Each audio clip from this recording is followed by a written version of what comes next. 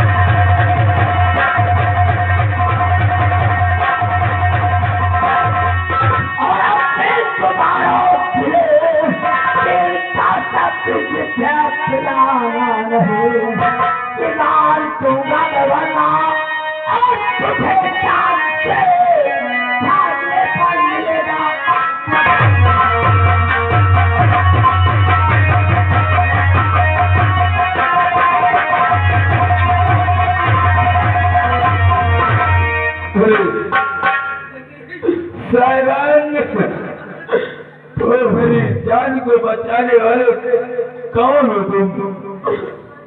मैं पहले तुम्हें बताओ कि तू कौन है और इस बियावान जंगल में कैसे आया? भैया, मैं संकल का रियासत का एक लौता वारिस हूँ। नहीं मारते हूँ, लेकिन मेरी बहन ने मुझे ऐसे जाल में फंसा दिया कि मेरे पिताजी ने मुझे मारने का जल्लाद को आदेश दे दिया। यही जल्लाद मुझे मारने जा रहा था, मुझे मरना पसंद था, लेकिन ऐसा कलंक लेकर जीना पसंद।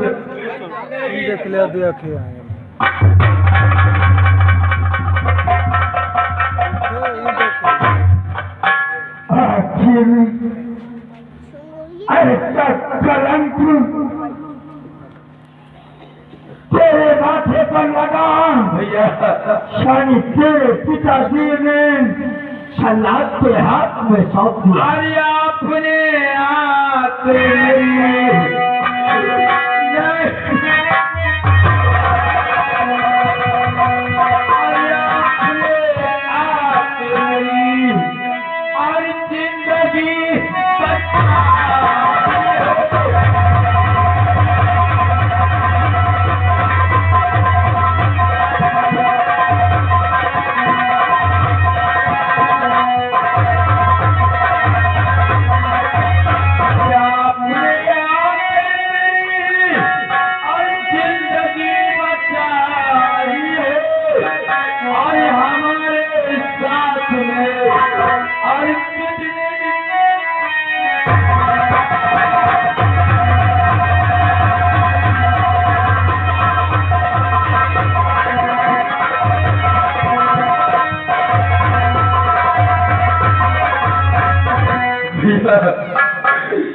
अगर आप नहीं होते,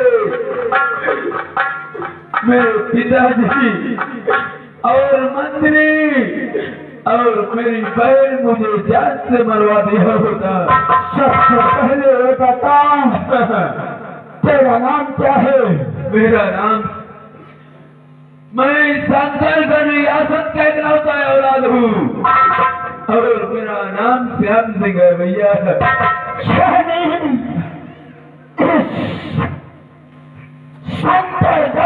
तुझे श्याम सिंह के नाम से जानते हैं लोग। भैया और तेरे पिताजी महाराज शंकर सिंह है। भैया यही बात के तो सबसे ज्यादा दुख है कि कम से कम मेरे पिताजी तो कम से कम इंसाफ करते। श्याम सिंह, तेरा पिता क्या इंसाफ करेगा? वो तो खुद अत्याचार करता है। भैया श्याम सिंह, मेरे पिताजी ऐसा नहीं है।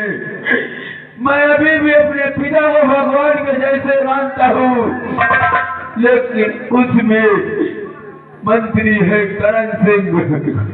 मंत्री जो मंत्री अजय प्रताप सिंह है, सबसे बड़ी चाल उसी की है। मुझे सब कुछ मालूम हो गया है। नहीं श्याम सिंह, शायद भैया पिताजी जिस वक्त मेरे पिताजी मुझे जल्लाद के हाथों दिया था, मेरे पिताजी के आंखों से आंसू निकले थे। इसलिए मुझे विश्वास है कि मेरे पिता ये चाल को समझ नहीं पाए, मजबूरन उन्हें फैसला करना पड़ा है।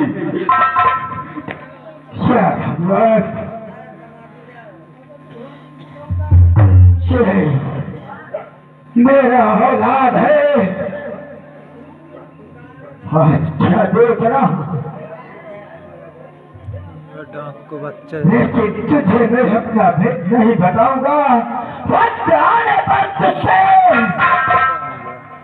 मैं जरूर बताऊंगा। कोई बात नहीं श्याम सिंह, तुझे अगर तेरा पिता शल्लाद के हाथों में सौंप दिया है,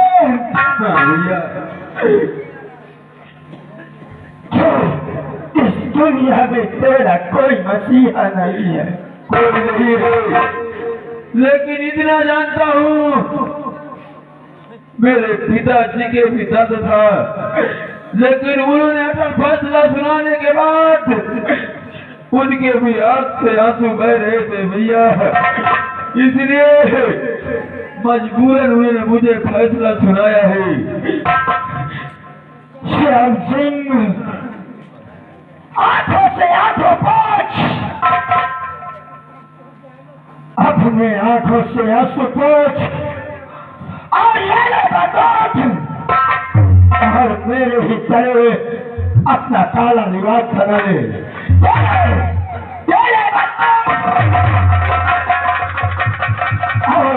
मेरे साथ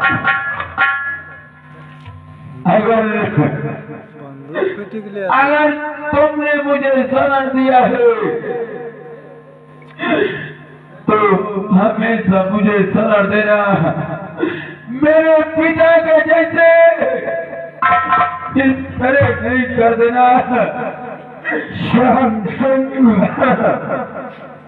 मैं क्षत्रिय हूँ और ये क्षत्रिय की जवान एक होती है। अभी मैं तुझे अपने जीते जी दगा नहीं दूंगा। तो ठीक है, तुम मेरे पिता के समान हो, मैं तुम्हारे साथ चलने को तैयार हूँ। लेकिन कहीं मेरे पिताजी के जैसे कर दिया तो मैं दोबारा कहाँ जाऊंगा? नहीं श्याम सिंह, मैं वादा करता हूँ कि कभी वो वक्त नहीं आएगा।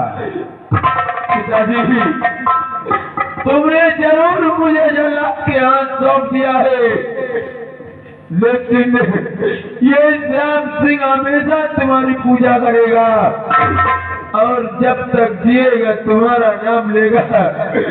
मुझे मालूम है ये मंत्री और मेरी बहन की चाल है, लेकिन तुम भी मजबूर थे। फैसला सुना दिया, लेकिन कम से कम पिताजी खुद तो सोच लेते कि मेरा एकलौता वारिस है। भैया श्याम सिंह, मैं तुम्हारे साथ चलने के लिए तैयार हूँ। तो चल बंदूक और चल चंबल घाटी। अरे कभी तेरा दामन या पिताजी,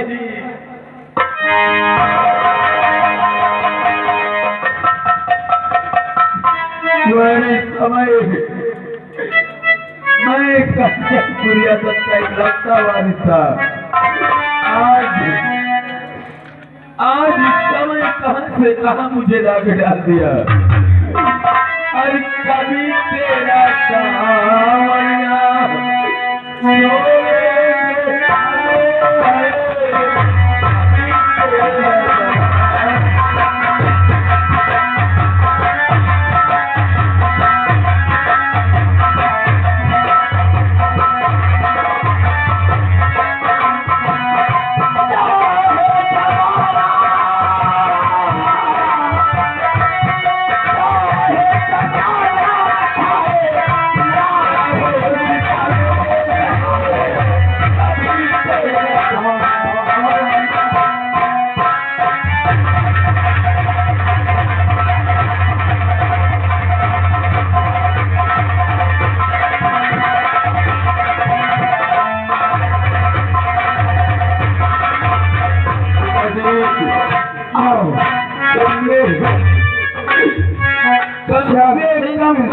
सुना था,